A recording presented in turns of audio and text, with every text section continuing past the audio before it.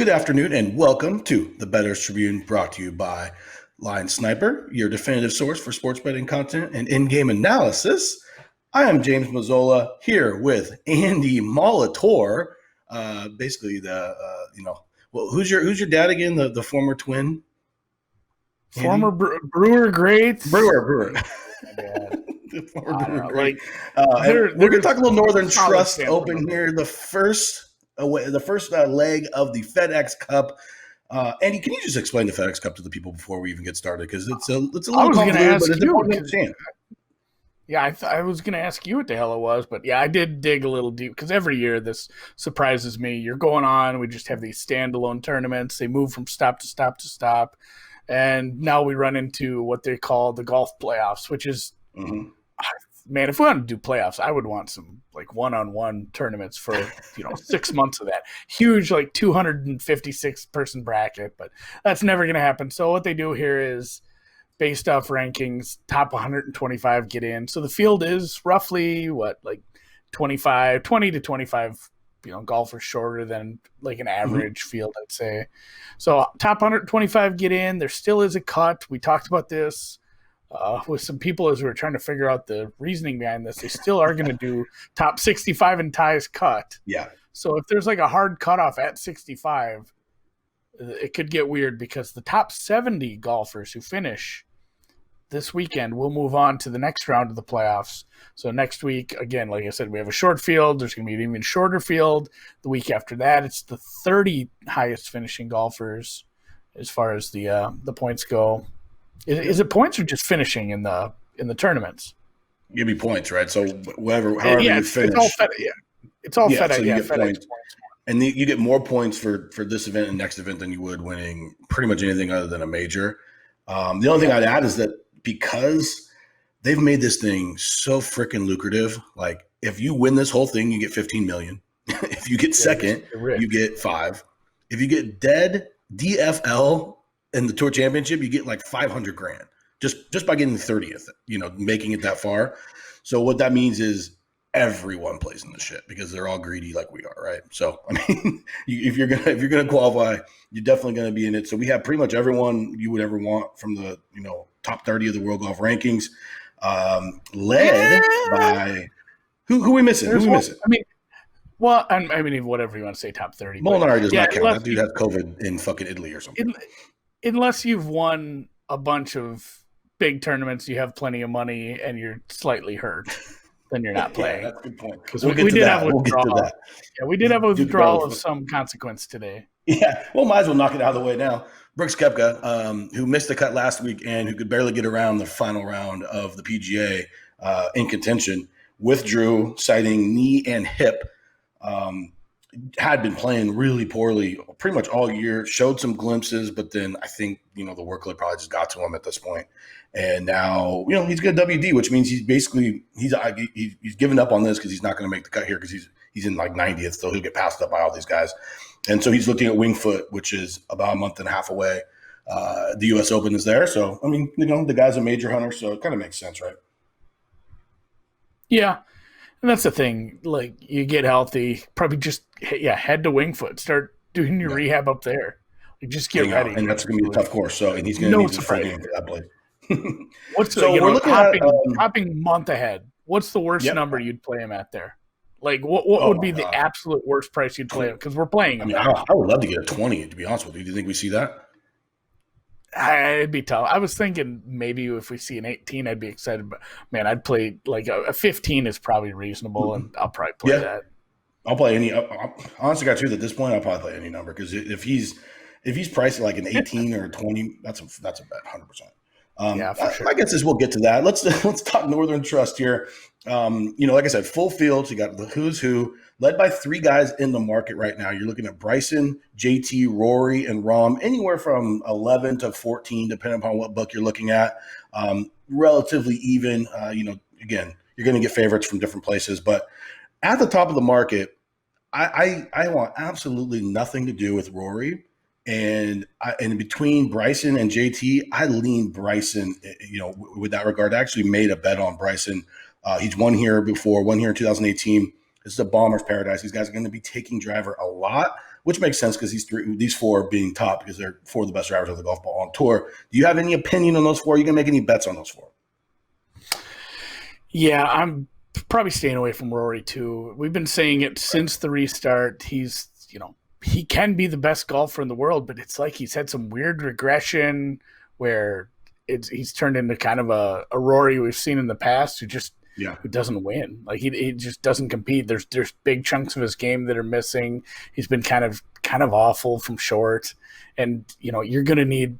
I mean, you need an approach game to win, and he hasn't put it all the way together. So it sucks, and because I think we missed out on a lot of money. We should have just been like fading Rory for months, but I mean, who was going to have the foresight to say, "Hey, we should be doing this," and it just didn't happen. So yeah, total stay away on him for me. If he goes out and wins it, kudos. There's no chance. Wouldn't be the least surprised, by the way. Let's be real, right? Yeah, I wouldn't be surprised if all of a sudden he got it together for a big money tournament like this. But at 11, 12 to 1, there's just no chance you can play him considering the form. Like I don't even want to go look where he is in my. I'm sure he's well below some of the other guys with the bigger names. Yeah, and I mean, if you look at his stops since the COVID suspension.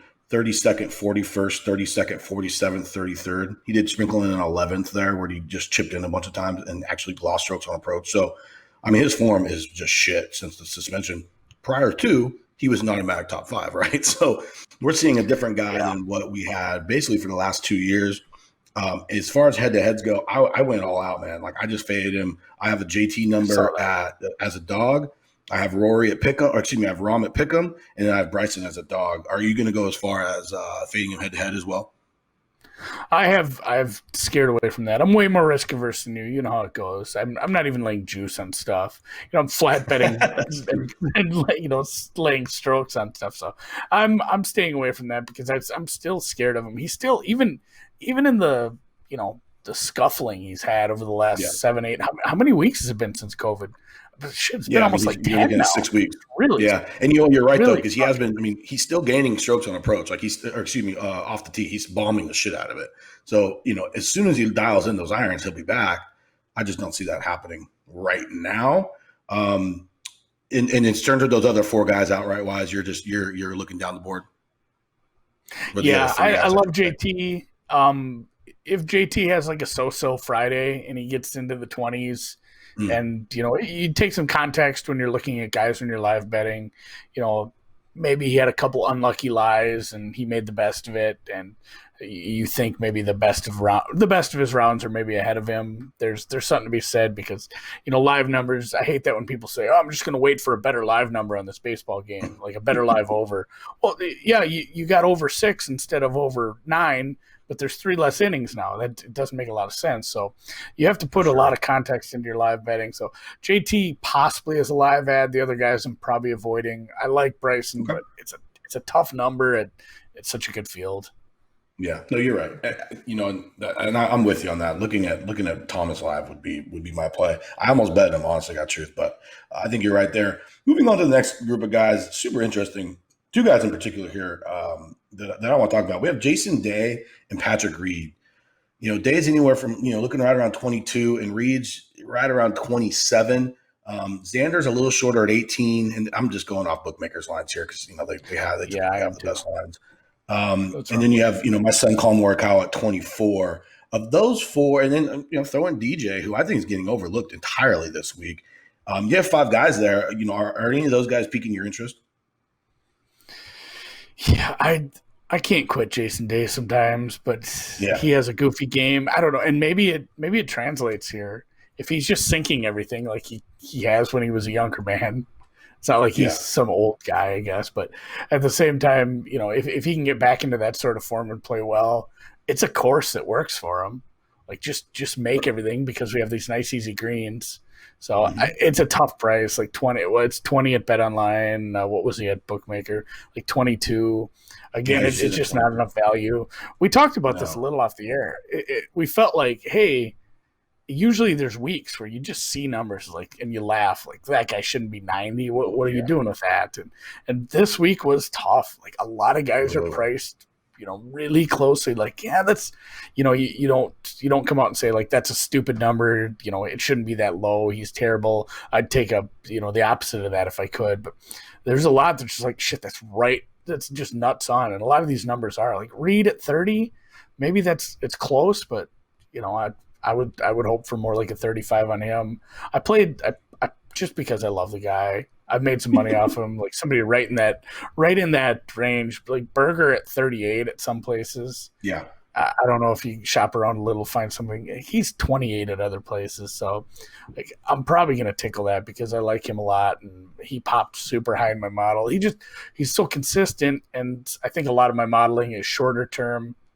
And, guys who are just consistent. I mean, he has a win under his belt since the restart as well. That's going to bring him up. So, I mean, him being in the same kind of range as Hideki and Tiger, and that's something that's probably the only one I'm going to look at in, the under 50 range. For sure. Okay. Yeah. I mean, and I'm with you on Berger, man. I mean, since the restart, he obviously won the first time out, backed that right up with a third at the Heritage.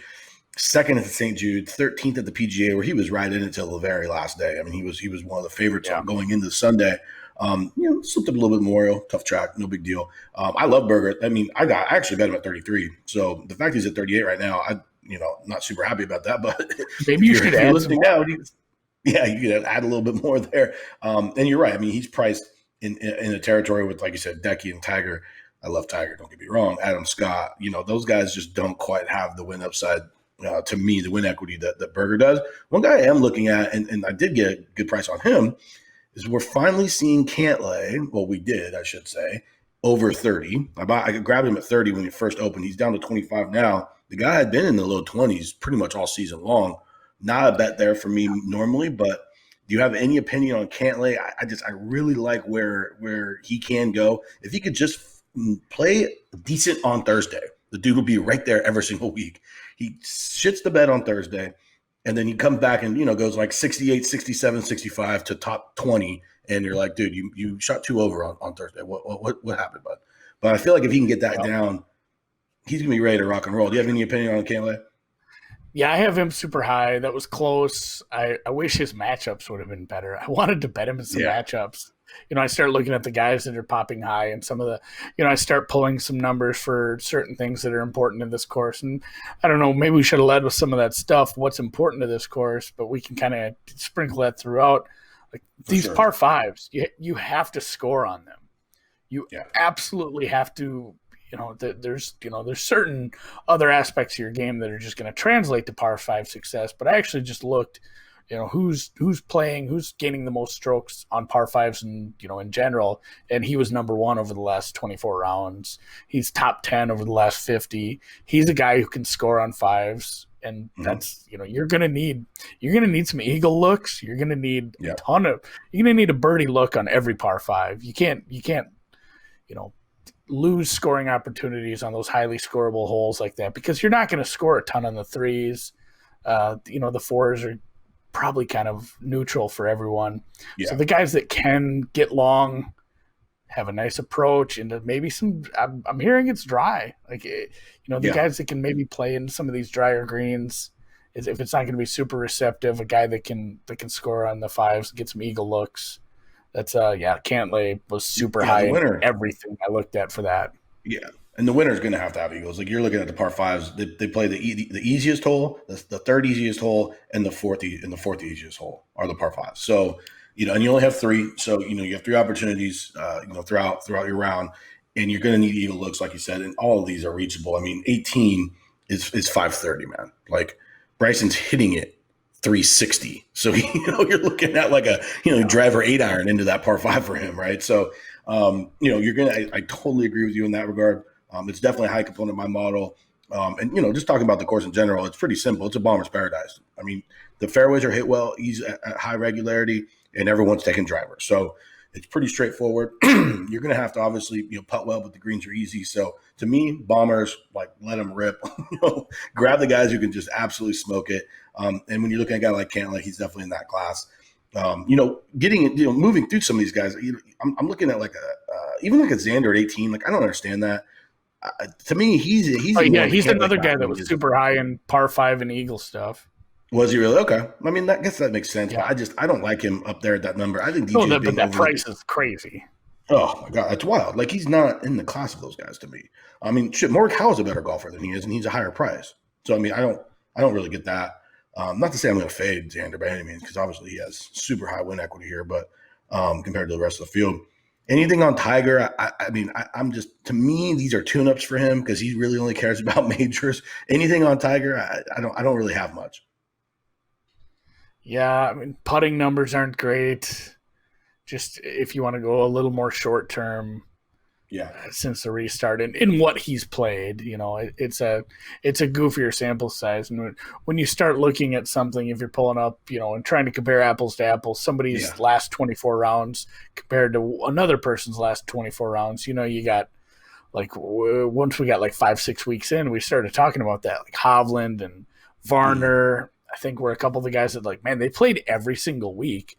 And then I can't remember who I was talking about. Like there's someone that's only played like 4 tournaments since the restart, and had done pretty well. It might have been, yeah. Oh yeah, Fleetwood. Yeah, the Fleetwood comeback. That's something I'm fading this week.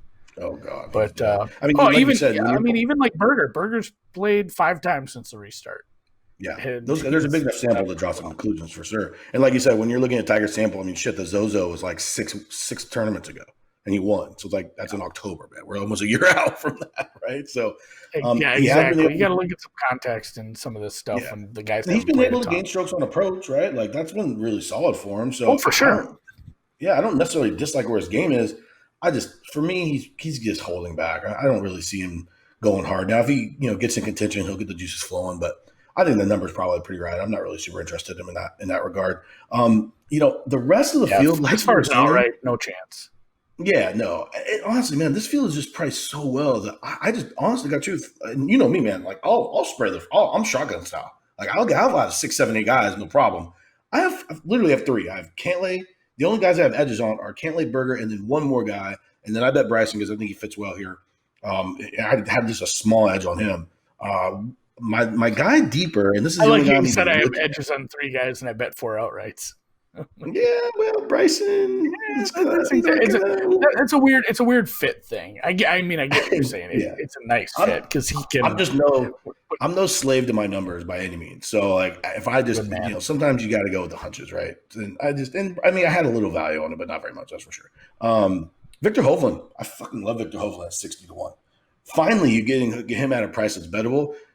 At Memorial, what was he like 30? Leading up, like it's played really well at Workday. Get depressed funny. What's that? It's funny how some of the numbers get depressed over the silliest things. Just like a guy can play well week after week after week, and you just keep getting him at like 40-1, and then somebody has a couple decent weeks, and it just drops to like 30. Dude, he's gone. I don't quite understand, and I think a lot of it has to do with the traders on the other side of this, as far as how they feel about certain guys. For sure. I mean, the one thing about Hovland, he played every single tournament. He played 6 straight events after suspension. Driving around, I just picture him driving around in like this like VW Bug or something around the country because I guess he rented some car because he wanted to see the United States. So he's like, oh, I know, I'll just drive to and from every tournament. It's like, man, these are not like 2-hour drives. Like the dude drove to freaking Minneapolis. Like, where are you going, bud? I've driven from Detroit to Minneapolis. That's a haul. Or I can't think of where the one before it would have been. That might have been the Ohio one. The Travelers was in like Connecticut, right? Yeah, Jesus. That was a long way. That's a hell of a road trip. He hits a wall, and you can just tell he hits a wall after the 6th week of driving around the country, and then he finally he doesn't take a break. He plays Memorial, takes a break after Memorial, comes back for the WGC, probably still tired. I'm tired and I don't do anything. Like I'm just tired all the time. Like I can't imagine playing golf all the time and driving around the country. You have kids. You're tired right now, right? So like I said, I just woke up from a nap. So we got to me. I look at what he did prior, and that's Victor Hovland. You're looking at a guy who at the Workday where he finished 3rd, he gained over 12 strokes ball striking. That's unbelievable. Not a good putter, but these greens are not difficult. He did gain putting at TBC Harding Park similar green structures, bent grass, not really undulated. So I look for him at 60. This is a perfect breakthrough spot for him. Yeah, no, for sure. It's weird. You don't often, take fatigue as a factor when you're talking golf, but I mean, it makes perfect sense if you're following along with the. I don't want to call it. I'm not going to call it narratives because it's not narratives. It's actually just keeping up with the news and keeping track of what these guys are doing, because there are motivational angles or something, if you want to talk about that. Maybe last week I didn't really believe in some of the FedEx angles people were trying to push, but I mean things like that, if you do keep up with in the golf community, you can glean some things like that. Like, yeah, the guy was probably gassed from shotgunning around the country in a Kia Sorento. He should have. I mean, the guy's a millionaire already, so he should be at least give him like do they have any Norwegian car brands? I don't. I don't know if Scandinavia has a car. Drop maybe down. Like an Opel. And just to piggyback on that, like, and this as well as I do, these guys, unless you're Sung JM, you don't even play 4 tournaments in a row. Like, very few guys, unless you're at the bottom end where you're, you need to make money because you're, at the low end of the totem pole with your tour card. Like, a guy like Hovland in a normal season would play 3 in a row, off, 3 in a row, off, 2 in a row, off. Like, that's, so when you talk about 6 in a row, I like where he's at. Any other bombs down there, 50 or more that you're looking at this week? Yeah, I mean, there was a couple guys that I thought about, but it's awful tough to like take a really hard swing. These are like really, really dancing lightly. Let's not go nuts. But Cam Davis has been a guy that I've backed a few times in some matchups, and he has good, like nothing about him is just, super wow, but just everything is like top 50. Like, he's just across the board. He doesn't have he doesn't have something that's been a solid weakness or a nasty weakness, I guess. And he's like 200 to 1. He's a guy that, could be in contention. This is where we need to catch up to Europe. Like, I get jealous of that our friend Brad who does these each ways, like 8 places. Right, worldwide. He's like, oh, my guy's going to win. And like, man, there's no chance he's going to win. He's like, no, I have him 8 ways. He just has to play top 8. Like, yeah, I wish I had that all the time. I have a lot of guys who finish top 8. Yeah. Don't get it done. But yeah, he's a guy I think that can be in contention Sunday at a big ass number. And you're looking at like a top 20 at 8 to 1. Yeah, and that's where something that's where you attack somebody like that where, yeah, he's 225 to 1. Maybe I think he wins the tournament more often than that implies. But at the same time, they're not going to play the tournament 150 times to let me see that result come out. They'll probably just play it the once. So while it might be an edge, more often than not, you're not going to see any money from that edge, where something like top 20, that's not a bad look, especially at a non-top place, because it might be. Make sure your book doesn't pay. Yeah, make sure your book doesn't pay on dead heat rules on that top 20. Like a DK and FanDuel, it's absolutely a minus EV proposition. So that's way down. I mean, are you looking at like a Wolf or a Kisner or any of those guys? Like a Champ or anyone in that middle of the pack? What about Jordan Spieth, your boy? You know who else kind of pops is Ian Poulter, and I hate him. I hate his face and his dumb visor and his hair and his attitude, but his accent, like his numbers are good. He's just not an off the tee guy, so it's hard. Like his off the tee numbers suck. He loses a lot of strokes there, and he bunts it. So it's going to be hard to back him at this course. So while his composite numbers are good, it's just not a course fit for me. So I'm probably going to have to stay off him there at 100. He's like 100, 140. There's some 60s in there that aren't like Hovland's a guy who also popped for me. He's higher up. He has great numbers. Just the putting holds him back. And here we are at a place where putting might not really, matter all that much, where it kind of evens. I don't know if you want to explain it better than that, but soft, nice, easy bent grass greens kind of evens it out for some of the bad putters, because like anybody can putt in these. They're like dance floors. They're nice bent grass greens. So yeah, answer Hovland, Fitzpatrick, and that 60-1, Horschel 60-1, like those kind of guys. That's a bunch of the guys I like, but I'm probably gonna dig in a little harder on those and see if maybe I want to add one of those, especially after what Billy Horschel did last week. Man, he's another one where he was high in my model.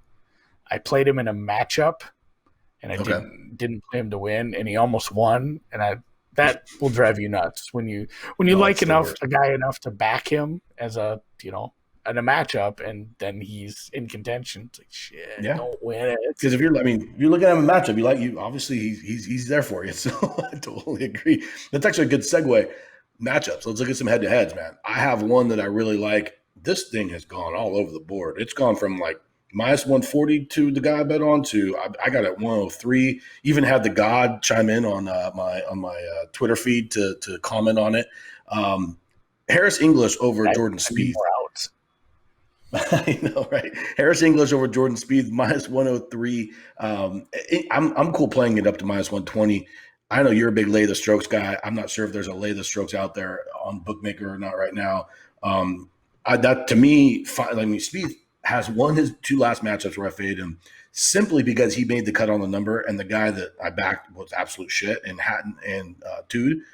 So I'm looking at a guy in English who I'm confident in the fact that he will make the cut. He has, I think 5 straight top 26s or better. And what Jordan has done on the weekend is basically be DFL of the guys who made the cut. You're looking at like 70th and 69th his last 2 times out, not playing well on the weekend, which is kind of his MO at this point. I have a 2-unit bet on that. Any opinion? Yeah, I played it. Like, I love English. English is always high for me. He's probably one of the guys that's always going to be in the top 10 of where I'm modeling people every week, and Spieth obviously is not. He's a guy I bet against a ton. So when I saw that, I didn't even have to look at the price really. Like, it just had to not be ridiculous. You're right. There is some strokes to be sold. I'd be selling those strokes. English minus 1.5 strokes over Spieth was it was like plus 119 at Bookmaker. And plus 120 at 5 dimes. And I almost didn't give dimes my money over that because they're such shit heels about everything lately. So, but yeah, plus 120. Kind of my rule of thumb on that is if the best number I can find on the straight up is 20 cents better or 20 cents worse, however you want to look at it, than laying the strokes. Like 20 cents is what I need to lay the stroke and a half over a full tournament. Yeah. So I got, even if I want to base it off your crazy made up minus 103 that nobody could get. It was minus 105. That's why you want to have a lot of outs. That's why, having some of those paperhead outs, there's some funny numbers on there sometimes. I gotta talk to my guy about getting me a couple more for next week. So yeah, he's minus 124 straight up at Bookmaker right now. So basically laying a stroke and a half at this point, I'm getting a bunch. It's still plus 50, 115 at so I mean the difference is big there to lay those. I'm gonna lay it, and I don't want to go out and say like Spieth misses the cut. I'd love that obviously, but I see there being a big gap. English should compete, and Spieth, this will probably be one of those where you're looking at it like, oh man, English is up by 3 strokes going into the weekend, like it's gonna be tight, and then it wins by 9. Yep, absolutely. I'm glad we're on the same page there. I also have a Palmer over Reeve. Palmer minus 109. Palmer pops, say that 5 times fast. Palmer pops high in my model just based upon the fact that he has been striking it excellent. Reeve, not a course for him. This dude bunts it off the course or off the tee. Strokes gained off the tee for him is just so poor. Palmer still moves it, even though he's an older guy, been on tour for a while. Recent success, was in the final group with Rahm at the Memorial. So for me, Palmer, even though he's an awful putter, remember that's kind of the theme of the week, right? Like you could be an awful putter, and I like you this week. These greens, the complexes in terms of the undulation are not that severe, so you're getting flat greens, and even the worst PGA Tour putter on flat greens is going to be okay. I like Palmer over Reeve. And do you have anything there? Yeah, I played that one as well. I got it at 106, which is probably about as good as it was ever going to get. That has gotten steamed at Bookmaker. It looks like it's minus 121 there. I don't know about elsewhere, but I'm guessing that one has moved in a similar direction pretty much everywhere. So yeah, same kind of thing. Like Reeve just Obviously, yeah, like you said, the only knock on Palmer is putting. I do this quite a bit in tournaments like this. I mentioned this to somebody else. Like the 3M is kind of similar, where Grillo, it's kind of tough to back him sometimes. In fact, I've faded him at times. His putting is atrocious, but I backed him up at 3M, and I don't care how bad he was at putting. It's TPC Minneapolis, where the greens are simple and easy, and you can take a guy like that where the rest of his game is fairly decent and back him. And I took him over like Tom Lewis, and he won pretty easily, I think. So yeah, it's another one of those where don't let the putting scare you off in a week like this. If a guy's a shitty putter, if the rest of his game is pretty well rounded, take him. Reevy's kind of the same. Like Reevy's a similar probably putter. Like they're both pretty bad. But the rest of Reevy's game sucks. So it's just too many strikes against him. I love that one a lot. Yeah, and just to kind of clarify the reason why, the TPC courses are public golf courses, so anyone can play them. So they don't want the tour owns the golf courses. They're not going to have a public course where the greens are difficult because you want to move players through. You don't want 5-6 hour rounds with some hack like me and Andy coming around and putting on these things over and over again. It's got to move. So that's why when you see the anytime you see a TPC, almost always, not every time, almost always you're going to get easier greens. Keeping with the head-to-heads, I have one more head-to-head. I am backing Tiger Woods head-to-head over COVID-ridden Tommy Fleetwood. Tommy, where did your game go? He came back. I think he has the COVID. He's just not playing very well at all. Tiger has a high floor because he's such a good iron player. Tommy has shown absolutely nothing. I laid the stroke and a half at 128. I just wanted to pick on Fleetwood, and the GOAT was staring at me, so that was a play for me. I make it a lot higher than that. Anything there for you? Yeah, same thing. Laid the strokes, played that. Like I'm always looking to. I wanted to play some Fleetwood to miss the cut. I think I still might. It's a tough number though. I got to run a couple more things before I play that. I'm very low on Fleetwood. Like we said, not super high on Tiger, not taking it outright, but yeah, Fleetwood has played just.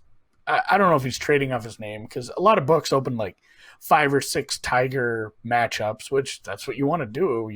If you want to drive action, and all the other ones are like JT, Rory, Rahm, DJ, high end, people. Yeah. I mean, just those are guys that win tournaments. Those are guys that play well. Even you're fading Rory, but even him, he can, of course, anytime he can turn it around and become the best player in the world again. So. Maybe he can't. Who knows? We might be talking about his demise next year.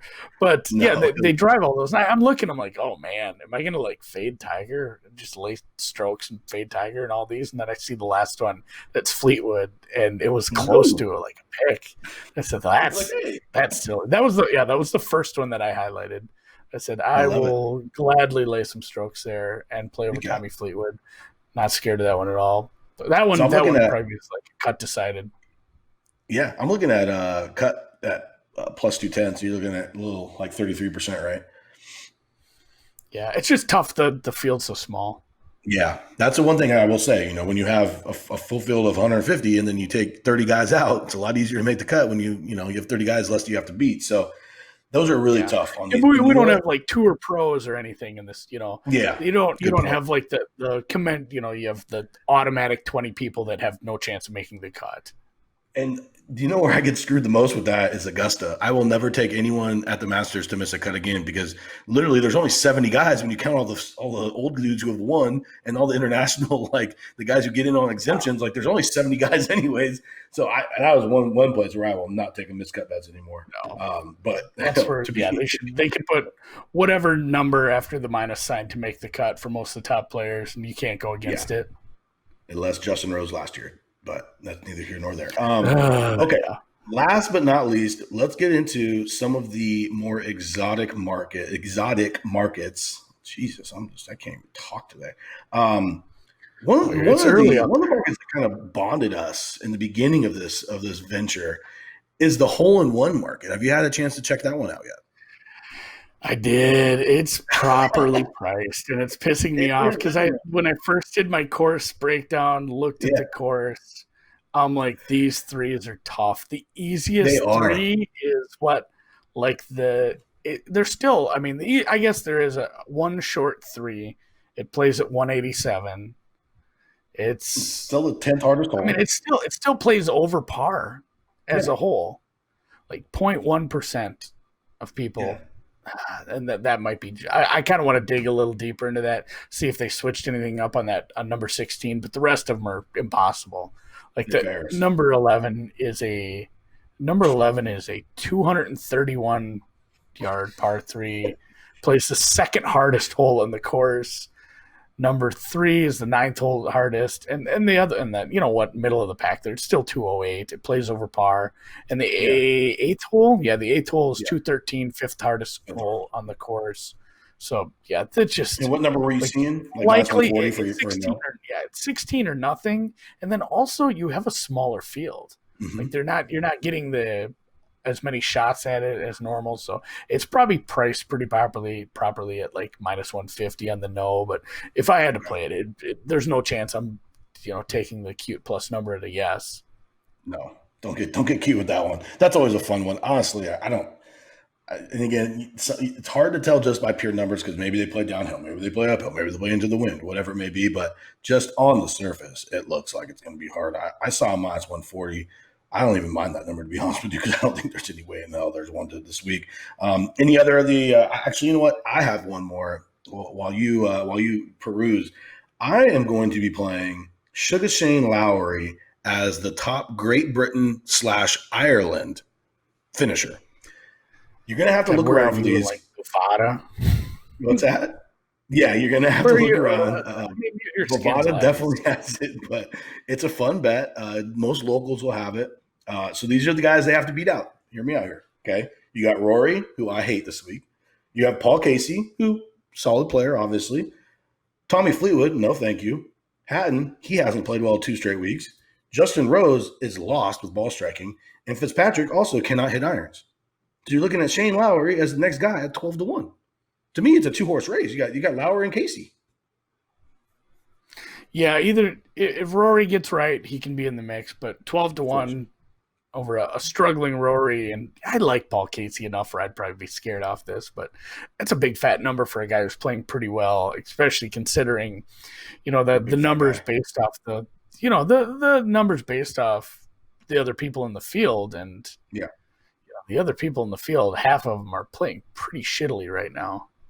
Yeah, and you're a guy in Lowry who has gained, he's gained 4.4 last week, 2.5 at the PGA, 2.4 strokes on approach, which is super important here. He's not excellent off the tee, but he's long enough. He just doesn't hit it very straight. But he's one of the best putters in the world, despite what you see. I mean, what's that? Bovada's 14. There you go. Shop top around, GB folks. in Ireland. Well, that's GB in Ireland. You got Justin. Yeah, that's what I have. Patrick. Because you don't want to get into Europe, because then you have to fuck with Rom, and you don't really want to mess with that guy. So you just you know what? I'll probably you know what I'm betting? I'm betting Lowry and Poulter at 14 and 16. At just some small ones, because there you go. Those are guys that are they are higher in my numbers, and one of those guys. It's always something like that. Whenever you play one of these and you think you're getting cute, something happens. Like top South African and Dylan Fratelli comes out of nowhere to cut the Australian one we had a couple weeks back where we were all on Leishman, and he just, it was cast on Friday, and he shoots like 5 6 over on Saturday and Sunday. Remember that? Oh my God! Was it Cam Smith or Scott that passed him? I don't know, but it was definitely Cam. It might have been like Matt Jones or something awful. It was someone random. I was like, what is going on? But that's what you get when you're betting golf. You never know. That's why, what? Don't look at these bets until Sunday, guys. Like, don't even track this shit. Just don't get to place the bet. Look on Sunday, okay? Like that. Make your round by round bets. That's what you track daily. Don't even look at this, because it will drive you nuts, and you will not want to bet golf. That is my tip of the week right there. So on that, anything else that you want to add? Any shout outs? Where can the devoted followers find all your good stuff, Andy? I'm mostly on Twitter. You know that, James. Oh, You follow me, I think. You should. I'm going to check that right now. But yeah, everything I play will be posted just on the Twitter timeline. I keep a cute little shared Google document, Google spreadsheet, whatever you want to call it, that I put everything in, so you can, because Twitter only lets you type so much. So usually, people, where'd you play those? It's all in the spreadsheet. Go look at the spreadsheet. I post it every week. Everything I've ever played in golf is in there. In fact, all my sports, I have like 20 tabs in there now. So that's where you can find my golf stuff and anything. You even else. do daily recaps, which I refuse to do. NBA's props, NBA playoff props, 1-0, no big deal. AD, taking just barely, played a terrible game, still got his rebound prop. So, and I will add, spreadsheet. That was just for funsies. And I will add, not to blow smoke up you, but you are one of the only guys I blindly tail for the NFL. So, with that being said, definitely your forte, if you ask me. In golf, you've done really well in golf too, I will say. As your mentee, I'm very proud of you. You got me into this racket. For sure. And I'm at JMazJD every week. Articles, cards, podcast, Twitter, or Twitch streams, whatever. There's a bunch of stuff going on there. With that being said, Andy, anything else to add? No, good luck, everybody. All your bets. Here's to Berger holding that giant check in 3 weeks. Maybe I'll do an open parlay, bet him 3 times. There you go. He'll easily win it then. All right, guys, with that being said, that's it for your latest episode of the Betting Tribune, brought to you by Line Sniper, and we will see you next time. Thank you for tuning in.